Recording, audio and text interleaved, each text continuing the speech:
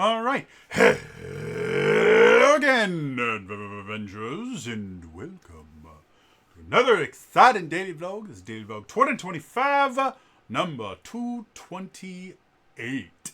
And today, we are going to dive into the world of Mega Man X and Cypher and design our first Maverick. And for that, I need a drink. Hooray.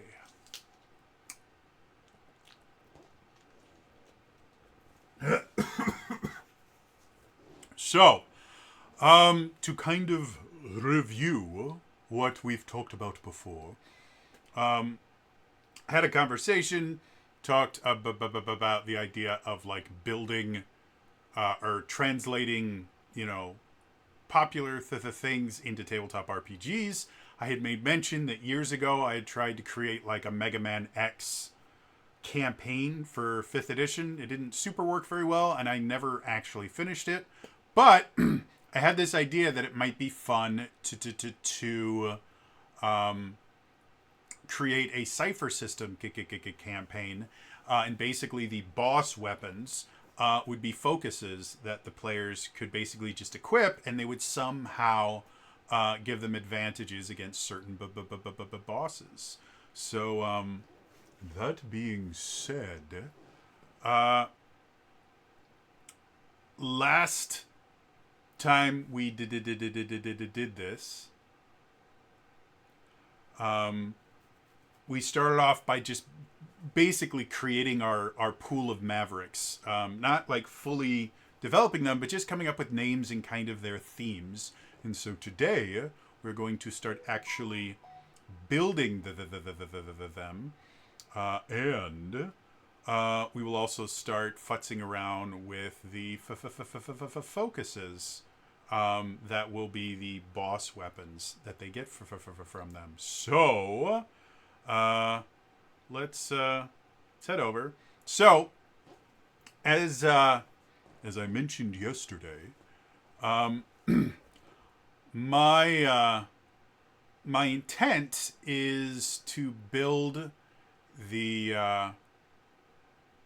Mavericks in Roll20 simply because I'm familiar with the format and I actually really like how Roll20 handles NPC stat sheets. So before starting, I created this Roll20 game that we're going to be using to build all of these things. And you'll notice over here, I created a character sheet for each one of the Mavericks that we created. And like any good Mega Man X game, we are going to start in the ice stage. There's always I always start with Chill Penguin.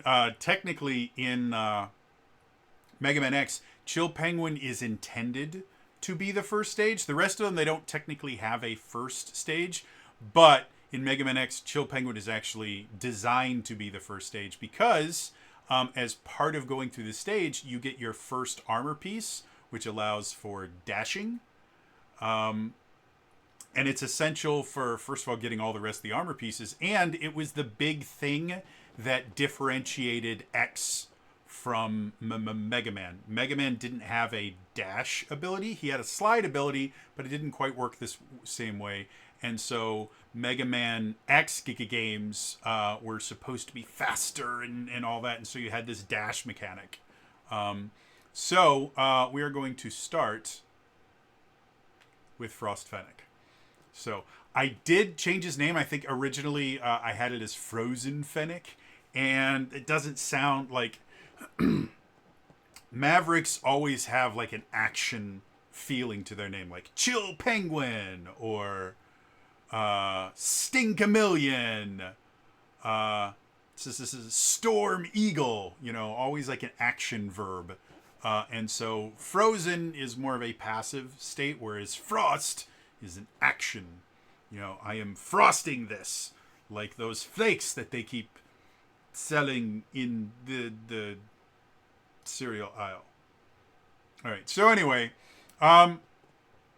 this is our basics of a character sheet for an NPC in general. I'm using specifically if you guys want to follow along at home. The character sheet I'm using is specifically the Cypher System character sheet for the Strange, and the reason that I do that is if we go here, it allows for multiple focuses. And since we're going to be creating a total of 8 of them, if you look here, we've got 3, 4, 5, 6, 7, 8, 9, 10. So I can actually create a single character sheet and store all the different focuses on it, which makes things easier on me. But instead of using a character sheet, we are just using an NPC sheet, and then it doesn't actually matter which recursion that we're on. So basics of a Cypher System NPC. They will always have a level. It will be between 1 and 10. That translates to their difficulty number. Basically, in order for a player to do something to them, they have to roll higher than their difficulty number, which is just how the Cypher System works in general. Everything has a difficulty from 1 to 10. Multiply that number by 3, you get your difficulty number that your D20 has to roll. You don't add any modifications to the D20 when you're rolling, like you don't add a +1 or anything like that. What you do is if you have a skill that applies, you can reduce the difficulty by 1 point, or if you're super trained, I can't remember what... you can just look here. Untrained, specialized. That's what the if you're specialized in a skill, that would reduce the difficulty by 2. Same thing with using assets and stuff like that. Those are all things, but all they do is they change the difficulty number. Your D20 roll is just that. It is just a D20 roll. That's all you do. You don't have to worry about any other modifiers. So every monster is going to have a level, and that's always where we're going to start. Seen as the players are going to start as level 1 Maverick hunters, basically, we're going to want our Mavericks to start because they're going to be like end game bosses, effectively, or end of stage bosses. We're going to want them to be relatively powerful. So for first level characters, a level 5 boss is going to be pretty tough. Like a single level 5 boss can take out a party of brand new tier 1 characters sometimes.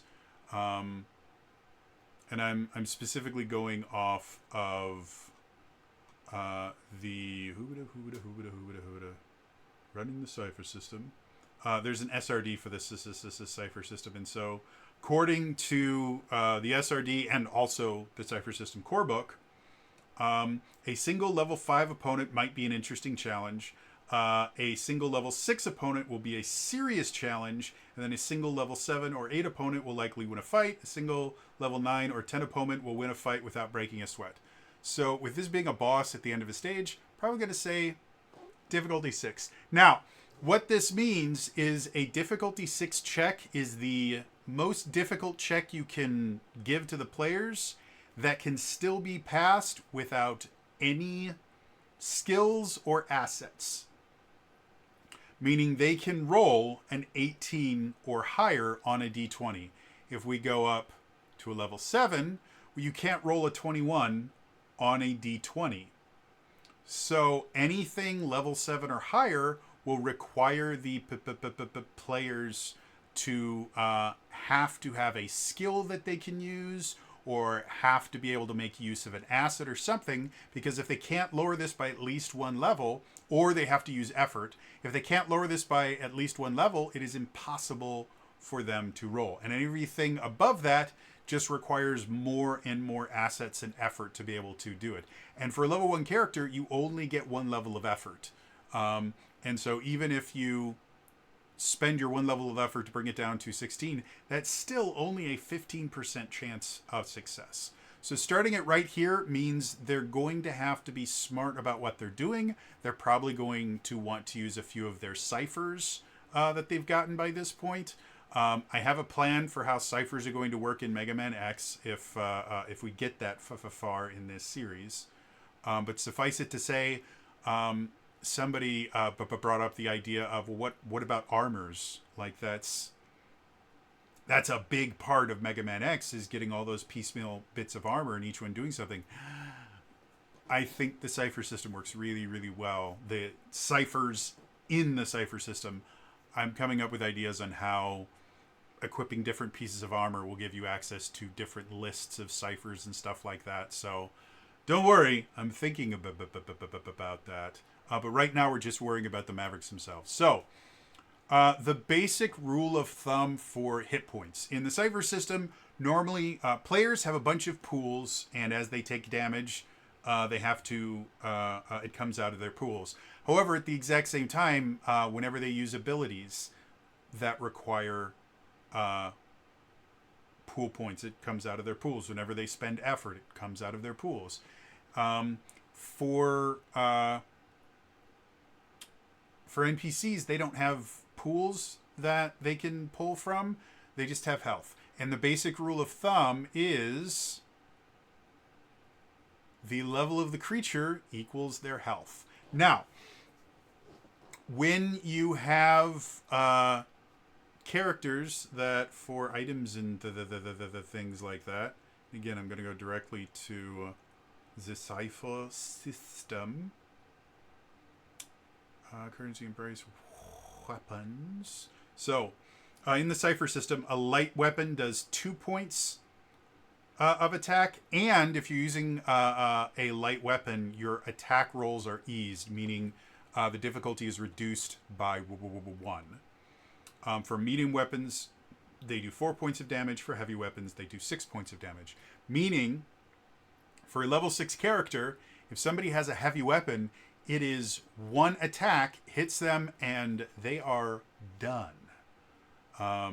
So, since this is going to be a boss character, we probably don't want to have just 6 hit points. There are ways to modify it to make it so it's not quite that easy. But in general, I like to start bare minimum. Stop that. Bare minimum, I like to start at double the hit points of the creature, or double the difficulty, because it means that especially if it's going to be a single creature, it's going to last long enough to give the players a challenge. Because again, even at this point, 3 players using medium weapons in 1 turn could take this guy out before it even gets a chance to attack. So the other thing we can do is give it armor. Basically, anytime you get attacked, you're going to subtract the damage that you take by your armor. Depending on what kind of damage. There are certain things you can do that can bypass armor, but they require planning and things like that. So the one thing you want to watch out for is, let's say we go, well, we want this character to be around for a while, so let's give it 2 armor. What that means is any character that normally uses a light weapon, even if they hit, they're going to do no damage unless they spend some effort to increase their damage, or they get some kind of critical effect. Rolling anything down to a 17 actually adds additional damage to your attack. So if you roll a 17, you'll do 1 additional point of damage. 18 would be 2, 19 would be 3, 20 would be 4, if I remember correctly. So, unless so the more armor you give, the more it's going to disincentivize using smaller attacks and things like that. So you want to kind of have a happy medium between having armor so that they're not instantly killed the first round, and having enough hit points that allows the players to actually do damage and feel important. Especially for the characters that have built them to be a little bit tougher, that are using heavy weapons or using abilities that do high amounts of damage. So with this being the first Maverick that we're creating, I think 12 hit points and 1 armor is going to work fine. It means that light weapons, which again, if you're using a light weapon, it eases the attack by 1, so that turns it into a level 5. So they only have to roll a 15 or higher, gives them a 25% chance to hit before doing anything else. They're still going to be able to do some damage, but they're not going to be able to one-shot the boss. Now, the damage. This is basically when the boss just makes a general attack. This is one of the things that I like about the Cypher system, is they have kind of a default damage that they do.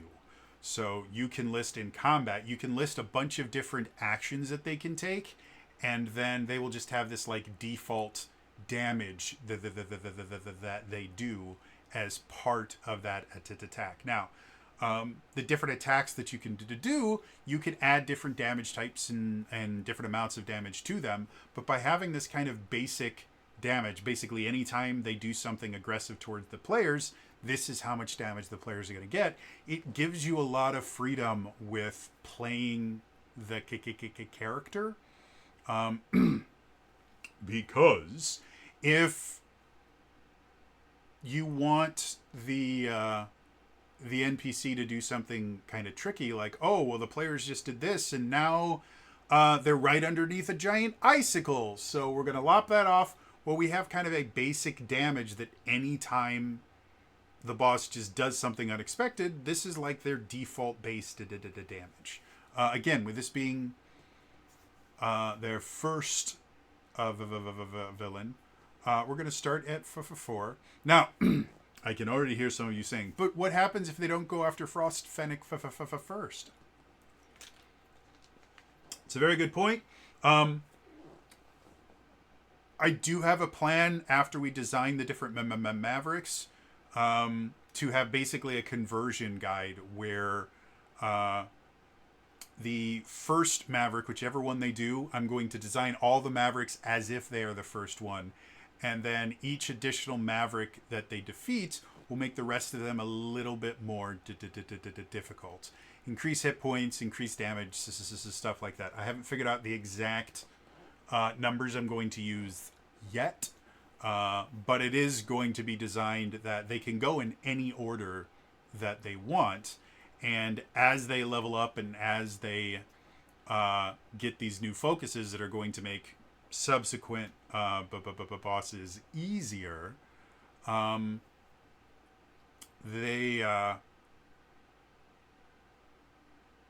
be able to still be challenged by them, to the point where the last Maverick that they fight is probably going to be a minimum of a level 7 or maybe even a level 8, because at that point they've beaten 7 bosses. They should be powerful enough to be able to deal with level 7 and level 8 creatures. Right now in Realms of the Wild, the players are going up against a level 10 creature.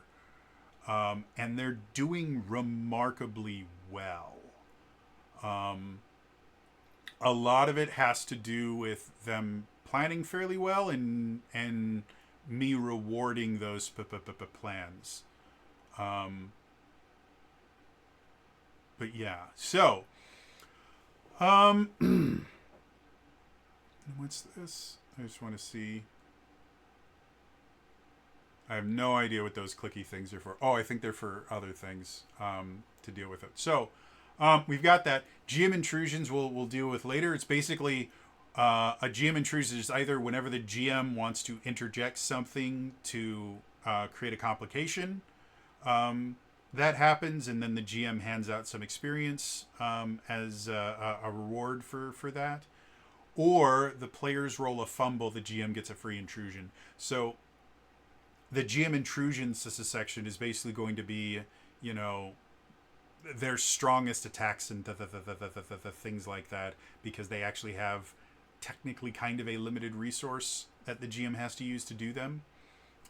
So before we start designing the combat, let's figure out exactly what Frost Fennec was designed for. Again, each one of these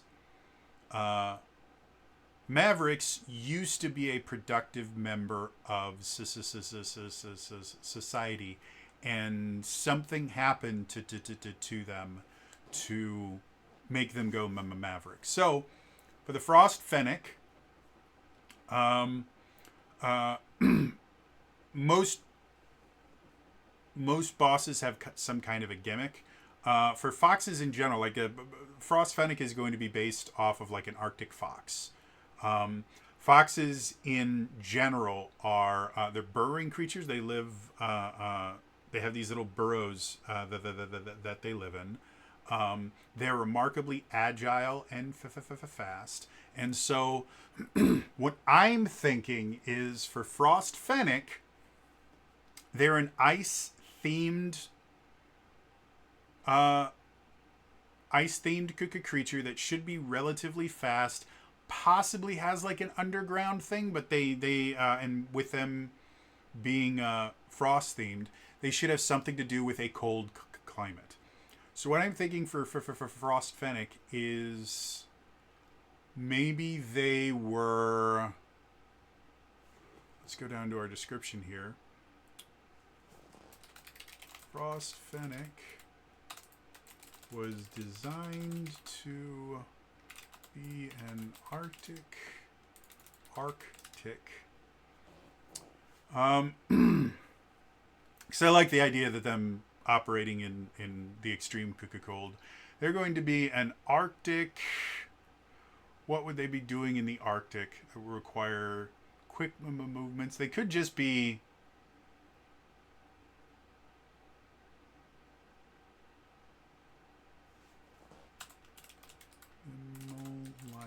Observer. So, Frost Fennec, they were designed the way that they are to be able to burrow when they need to be able to. I've got a good idea. So they were designed this way so that they could go into the Antarctic and the Arctic regions and look at wildlife. So, Arctic Wildlife Observer. So,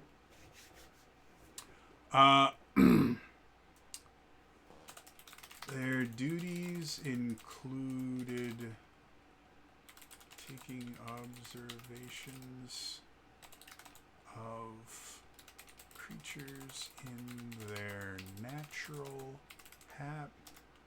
habitat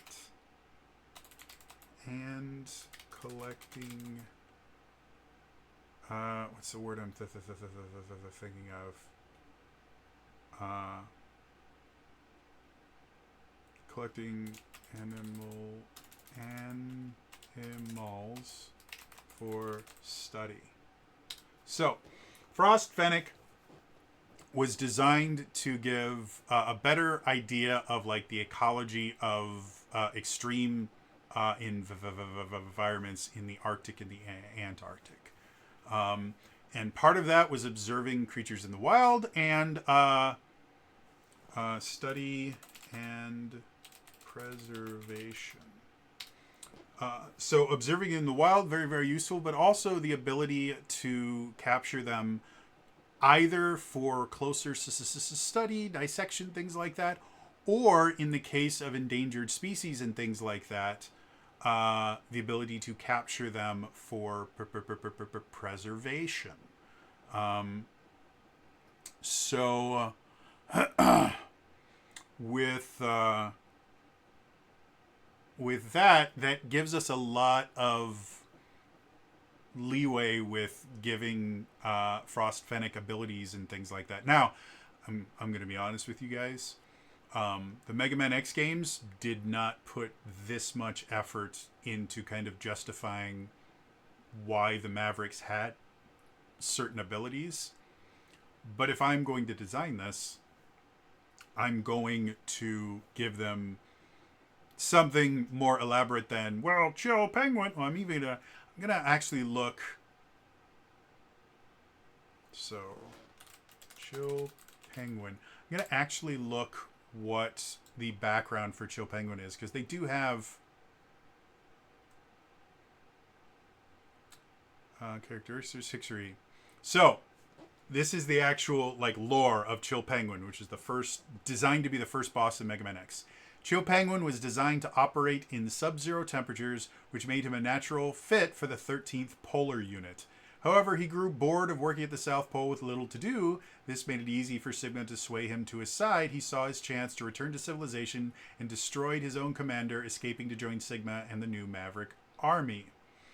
So, Chill Penguin was actually a Maverick hunter. He was part of the Maverick hunters, and because he was specifically designed for sub-zero climates, they basically sent him to or put him as a part of the 13th Polar Unit. And he basically had to live in like Antarctica or something. And he got bored because not a ton of Reploids were going Maverick in there that required a specific Maverick that had the ability to work well in the ice. They don't really explain why he had the ability to make like ice snowmen and then fire them at people, or why his the room that you fight him in had a giant hook that he could pull and then start a snowstorm. Like, none of that stuff ever made any sense. But because this is a tabletop RPG, the idea of the players being able to overcome these encounters in ways other than just killing everyone should be something that's there. So by creating an interesting backstory for this character, it allows the players to approach it in a different way, possibly be able to save some of the Mavericks. So this is the basics of, this is what he was supposed to do. He lived out there. So living so far away from society helped to estrange Frost Fennec from both Reploid. Alright, no. To use better words. Civilization. So far away from civilization helped to estrange Frost Fennec from both Reploid and human societies. And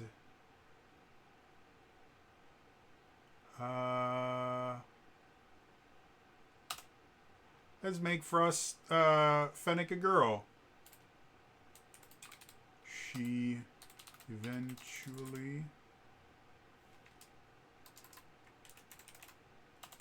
started to question the benefit of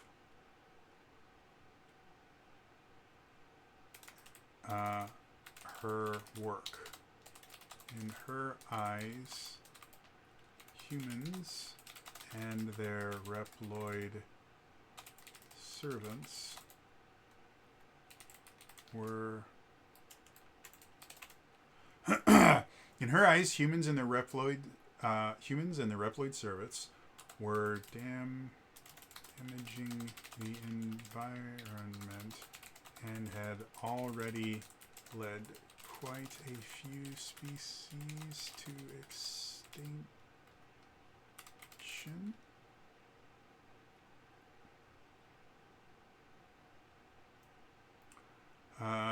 So kind of your standard kind of eco villain thing, where the closer they get with nature, the more they're like, well, humans keep destroying these things, and that even the preservation methods she employed started to feel wrong to her. And then the final question that we have for this character is going to be: do we want them to be infected with the Maverick virus, or do we want them to go Maverick in a different way? For this particular character, as we saw with Chill Penguin did get the Maverick virus, but they were kind of, more than happy to kind of give into it. And obviously, Sigma's going to be the bad guy because Sigma always has to be the bad guy. Even after he was destroyed like 17 times, he's always the bad guy. So we can kind of go in a similar route to Chill Penguin. This gave Sigma all the opportunity he needed to convince her to voluntarily infect herself with the Maverick virus. Helps if I spell it right. He claimed it would remove the limitations humans had put on her programming and allow her to protect the wild to her fullest ability. However, while it indeed allowed her to go further than she normally would, the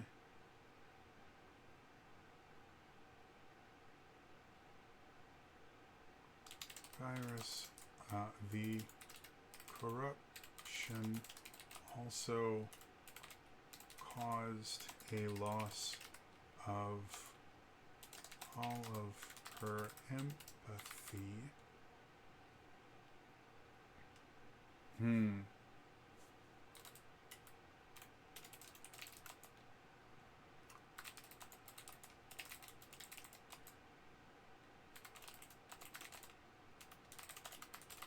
Creatures she pledged to save, quote, for the greater good.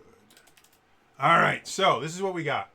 Frost Fennec was designed to be an Arctic wildlife observer.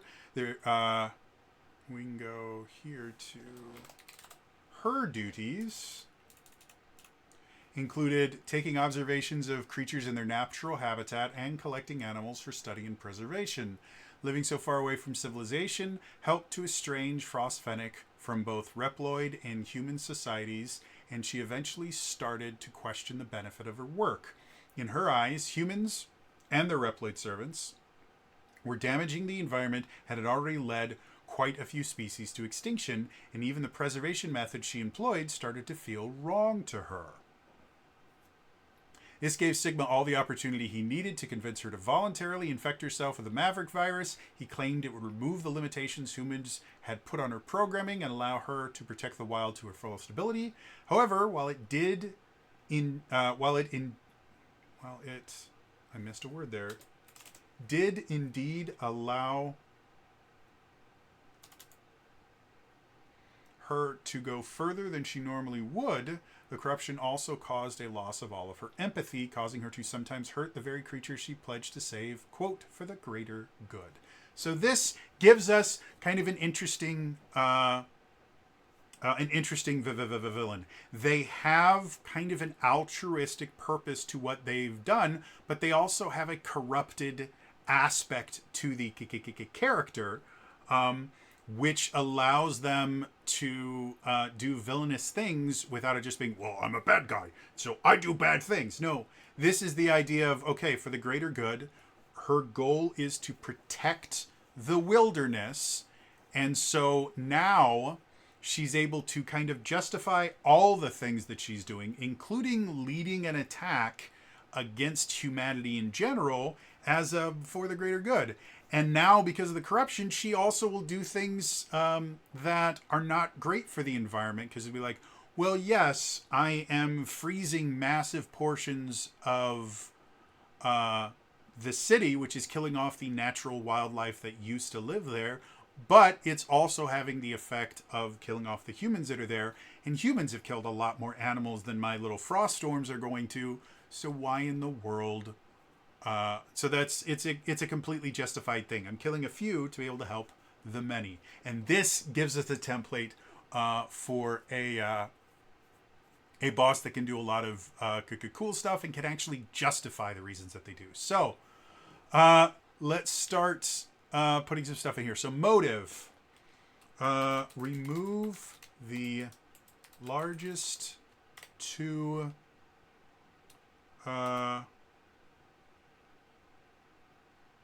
dangers to wildlife, humans and reploids.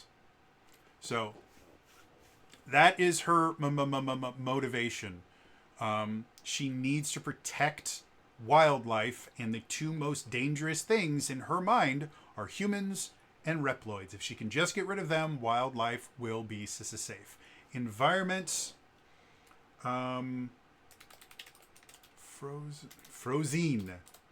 frozen landscape. Now, to kind of go back to, so I'm constantly going to be referencing the SRD. They do have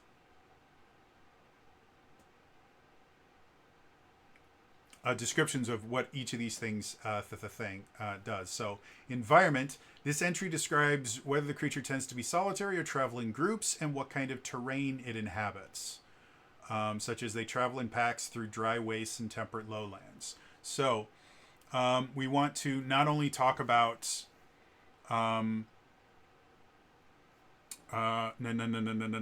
only to talk about where she is, but also is she around other things. So she moves quickly through frozen. I was close. Frozen environments, sometimes using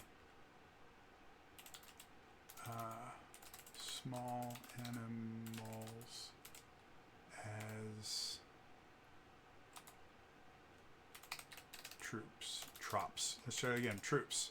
So this is something that's already giving us some idea of some of the abilities that this character might have. And I think we've just defined one of our first GM intrusions. So as you can see here, you can make GM intrusions as big as you want. You can make a do. So I'm going to put it right there. So GM intrusions. The first one, call animal allies. And another thing, since this one's going pretty long, I'll probably put this off until the next video. Another thing I plan on doing is, in addition to designing the Mavericks, I will also design their boss arena with them, because that's another thing that in the Mega Man X games, it's sometimes a thing. Like, not every single boss arena is a big deal, but a lot of them are. Like the Launch Octopus stage is partially underwater. There's a part that's above water and there's a part that's below it, and that shows up in a few other ones. Or again, in the Chill Penguin stage, there's a big hook in the middle of the stage that Chill Penguin will just hang on, and it'll cause this snowstorm to happen that actually pushes your character in one direction and makes it significantly harder for them to be able to dodge things. So the environment in and of itself should also be something. So kind of my idea for this, since we've mentioned that Frost Fennec is a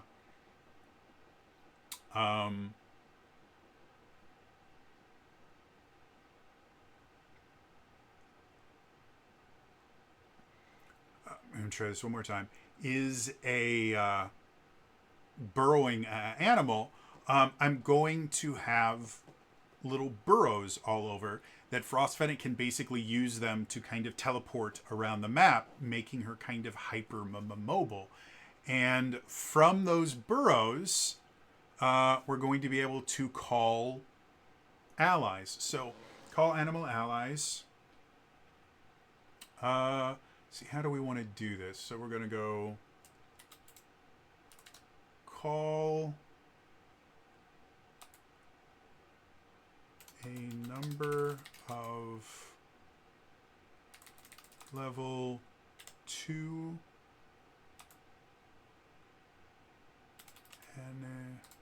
animals equal to half the number of current open burrows and have them immediately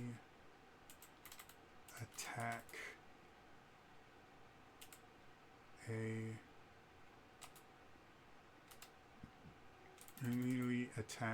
the closest character. They remain until defeated or Frost Fennec is defeated.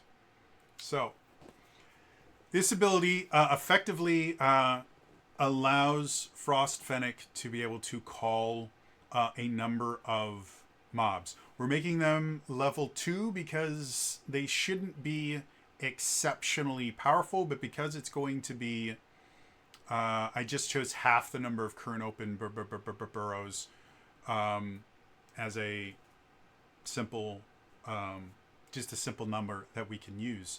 What this will mean is, I'm going to go rounded down. What this will mean is now we have given the players incentive, first of all, to know where all the different burrows are. And second of all, to do something about the burrows. The fact that Frost Fennec can use them to effectively teleport anywhere around the map is going to be useful for Frost Fennec. But the fact that through a GM intrusion, I can significantly increase the number of enemies on the field is a big deal. Now, a level 2 creature means whenever these creatures attack, the players only have to roll a 6 or higher to avoid getting damage. Level 2 animals.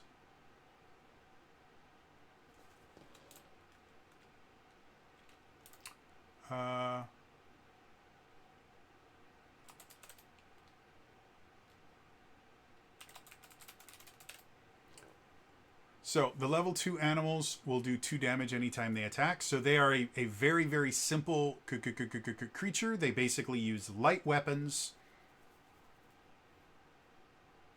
We can even go 2 animals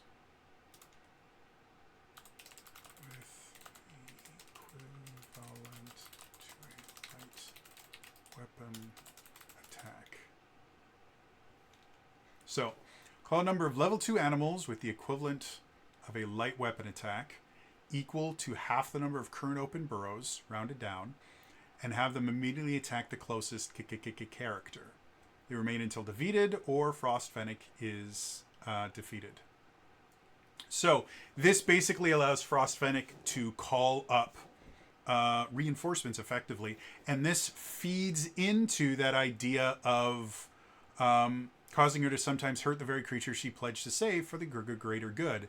These are no longer going to be purely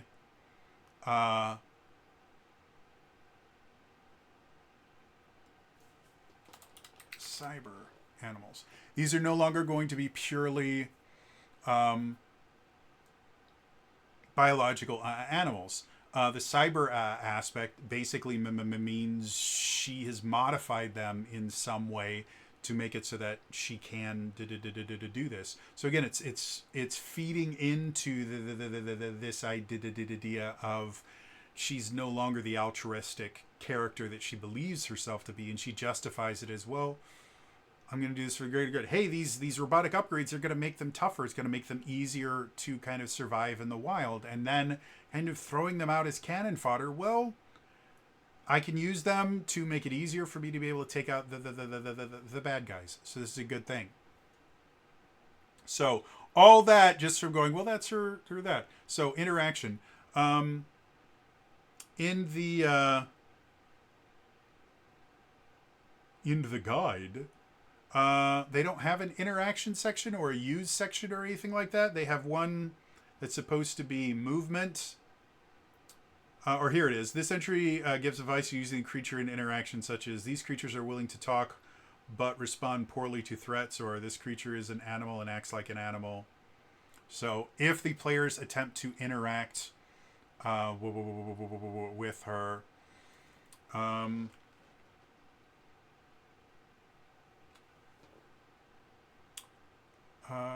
we'll go homina. For interactions, she is convinced humans and reploids are irreversibly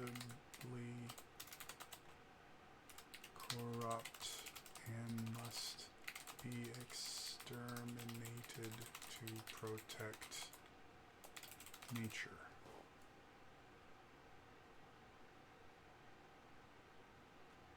All right.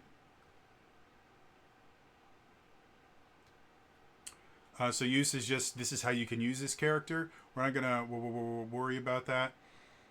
We are going to do some combat. So movement. We do have movement here. I'm going to say because she is real fast, I'm going to say she can move a long distance as part per turn. She can move a long distance, which I need to do. Rules of the game. Key concepts. Level practice roll round. Sorry, I'm just trying to remember how each of these things works before I say the wrong thing.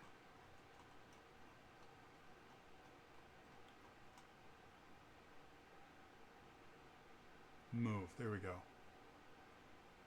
Okay, so short distance is about 50 feet. Long distance is 50 to 100. So I guess I'm going to leave this as short. She can move a short distance. However,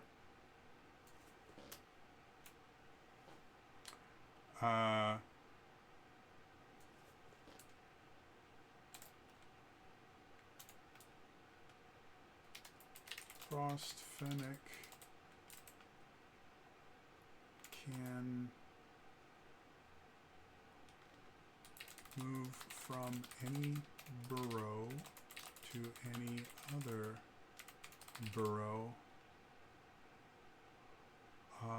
as if they were adjacent, effectively teleporting.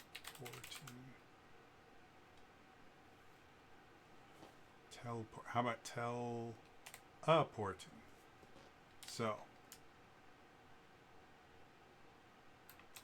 So we have the kind of hypermobility.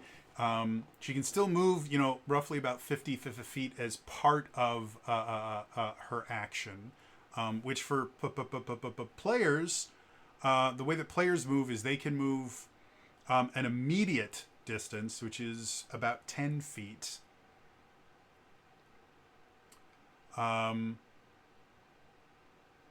as part of an action, or as their action, they can move a short distance. So Frost Fennec can move a short distance and also do something, making her a little bit more powerful. Let's see. So can move from any burrow to any other burrow as if they were adjacent, effectively teleporting. So we've got that. I'm going to say she sells at hit and run tactics, often using let's try this again, her speed and burrows to get out of danger after each attack.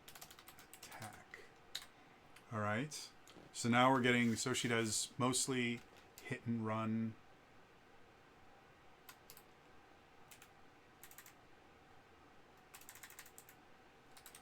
Melee attacks.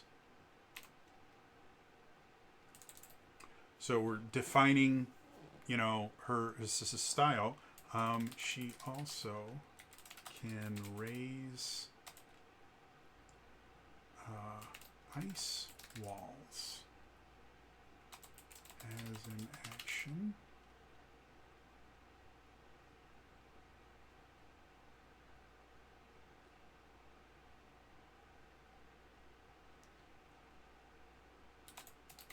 These walls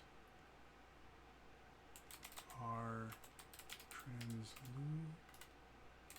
I think I spelled that wrong. No, that's right.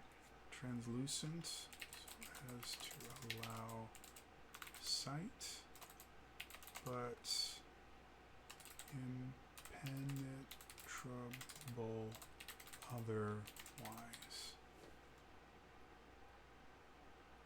There you go.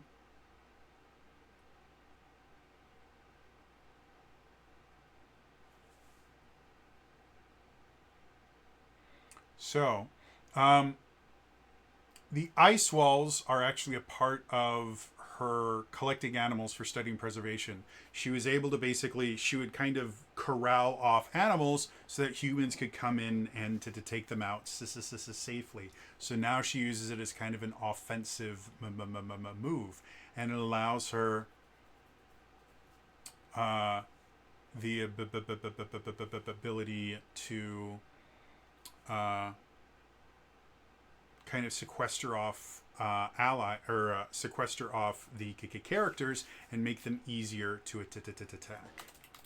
These walls are, let's call them 20 feet high, 1 foot thick.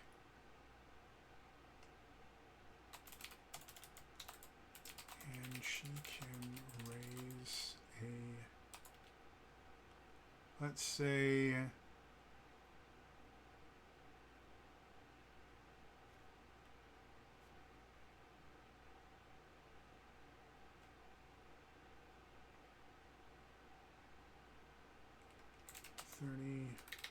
foot section, 30-foot long section at a time.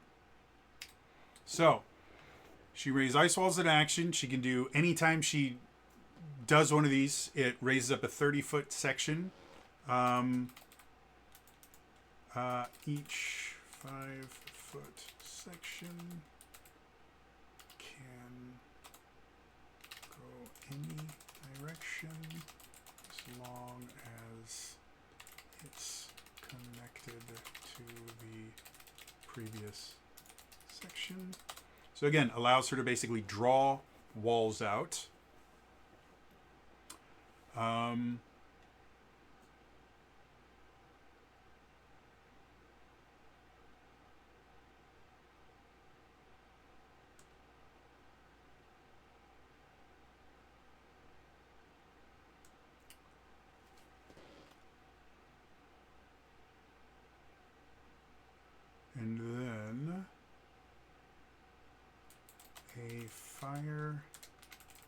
Fire-based ability can be used to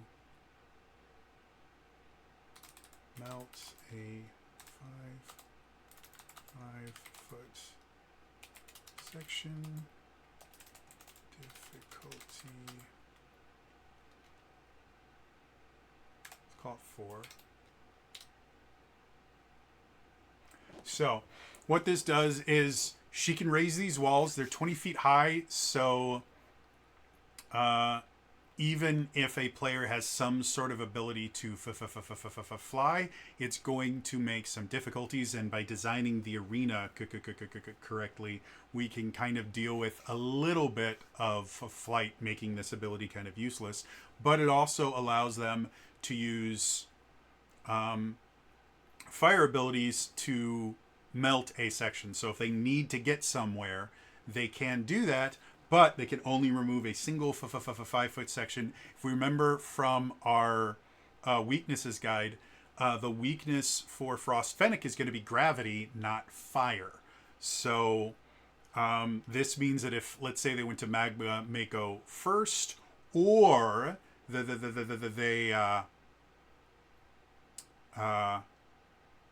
they just have an inherent ability to use fire or something akin to it, or they have a fire-based cipher, they can still do things, but they're going to be rewarded by using gravity powers, which will, when we design the gravity one, they will be able to use that to deal with some of the abilities that she has here. So yeah. All right, so we've got some interesting stuff here. It's a hit and run style monster. She can call animal allies. She can raise ice walls, which aren't going to be that big a deal for her, but will be an issue for the players. And now let's use our second intrusion. Go here, we'll go to ice prison. How about prison? She targets a, let's try this, targets a player within an immediate distance from an ice wall or burrow and freezes them while frozen. Oh wait, so target's not a player, a character with an immediate distance from an ice wall or burrow and freezes them. They immediately are on their turn. At the start of their turn, they take 2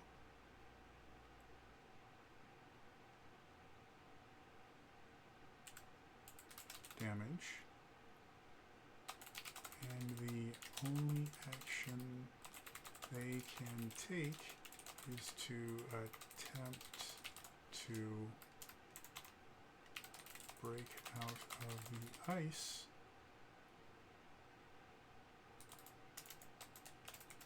Difficulty 6.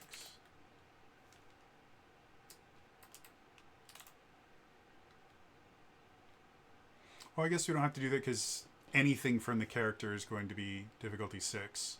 So yeah, we can just leave it at that. Using a fire-based ability or cipher eases the difficulty by 2. Ally can use an ally not, let's see, an ally who is not frozen can use their action to free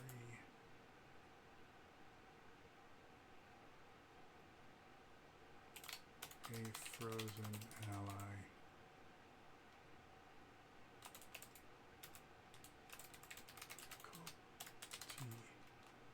T5. So it's easier for someone outside, and let's make this a little bit longer so we can read everything. There we go. All right, so for Ice Prison, she targets a character within an immediate distance from an ice wall or burrow and freezes them. At the start of their turn, they take 2 damage, and the only action they can take is to attempt to break out of the ice. Using a fire-based ability or Cypher eases the difficulty by 2. An ally who is not frozen can use their action to free a frozen ally. Difficulty 5. And I think I'm going to cut this out specifically to put it there to kind of show that either the person inside or the person outside can use a fire-based ability and reduce it. And just to make things clear, I'm going to put difficulty 6, just to be clear. So, we have Ice Prison. She targets a character within an immediate distance from an ice wall or burrow and freezes them. At the start of their turn, they take 2 damage, and the only action they can take is to attempt to break out of the ice, difficulty 6. An ally who is not frozen can use their action to free a frozen ally, difficulty 5, and using a fire-based ability or Cypher, ease the difficulty by 2. So, again, this incentivizes the players not only to watch out for the walls themselves, and it makes the walls that much more dangerous, but because it can also happen next to burrows, it incentivizes them to do something about the burrows. Find a way to plug them, do something like that. And as we're thinking about the... as we're thinking about like what her weakness is going to do for her, the gravity ability, my thoughts right now, is the gravity ability is going to be able to deal with these ice walls significantly easier. Like, I'm thinking it can take out an entire 30-foot long section all at once using the gravity abilities, and they also should be able to plug up the burrows. So that ability will be able to reduce the ability for that intrusion to happen, reduce the ability for that intrusion to happen, and can kind of counter this and counter this. Now, counter this. Now, even with those 2 things gone, she still does 4 damage and can move faster than they can while still attacking. So she's still going to be challenging to them, but it will be significantly easier if they have somebody on their team with the Gravity Hippo focus. And then this modification section, there are some times where if you want to modify, like if you have a really big creature, a modification would be attacks against them are made at difficulty 5 or something like that, or a really fast creature. That's what modifications are. I'm not really playing around with modifications right now. If I have to revisit this a little bit later after we have them all designed to kind of final tweak, I might make some modifications then. But for right now, having this... Oh, and the one other thing that I want to do... Frost Fennec can take... Let's say...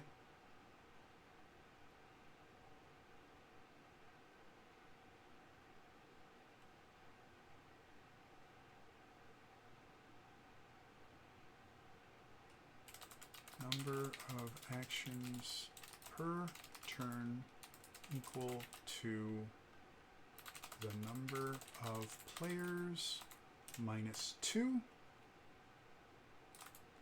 Minimum of 2 actions per turn or per round.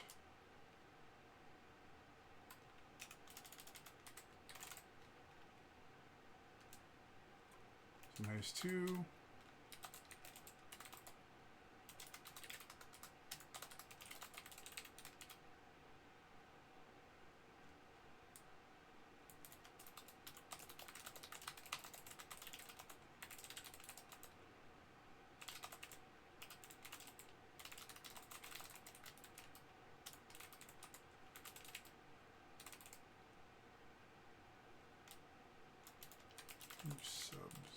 Subsequent turn happens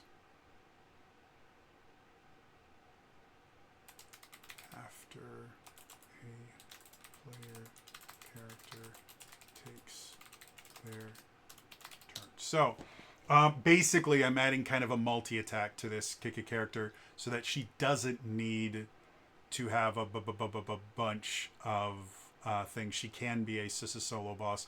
And again, the animal allies are meant more to be a nuisance than anything else.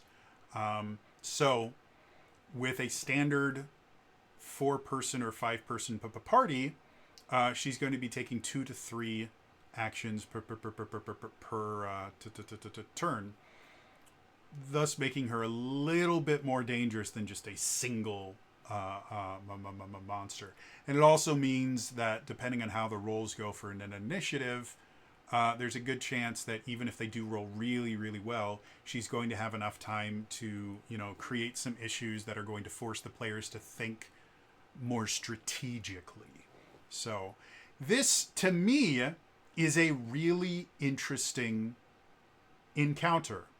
We're going to have these walls that she can just make willy-nilly.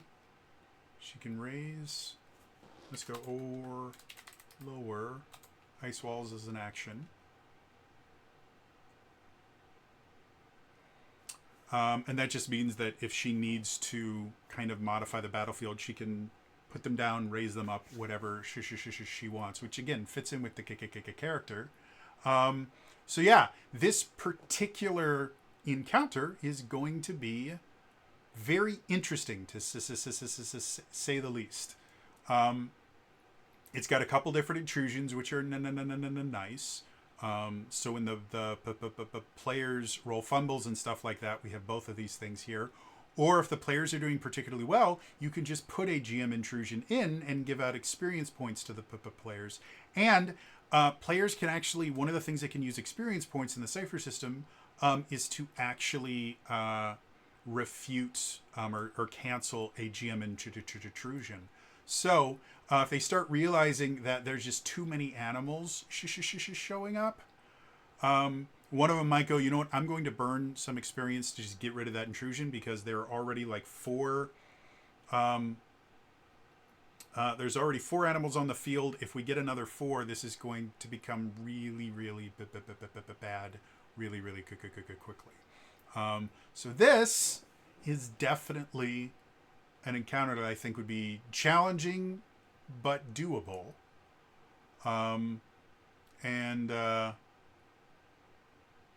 Yeah.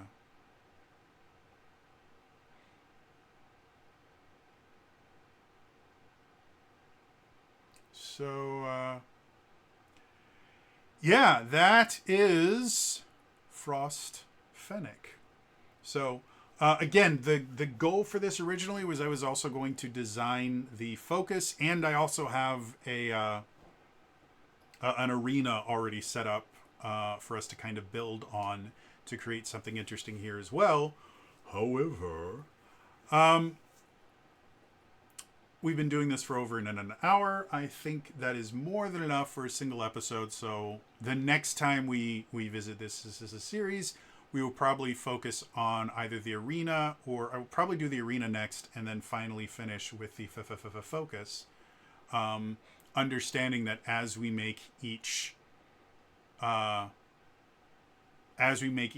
we're probably going to have to go back to the focus to modify it a little bit to ensure that it kind of interacts with the abilities of the Maverick. So anyway, I hope you guys found that kind of informative and kind of gave you guys some ideas for where this series is going to go. In the comments down below, first of all, what do you think of Frost Fennec? Do you think this is going to be a challenging fight? Do you think it's too powerful? Do you think it's not powerful and enough? And are there other ways that you think this boss should have been created? Like, do you think I focused on the wrong things? Do you have ideas for other things that the boss could do? Let me know in the comments down below. Otherwise, again, it's going to be all for me today. I will see you guys next time. All right? Bye-bye.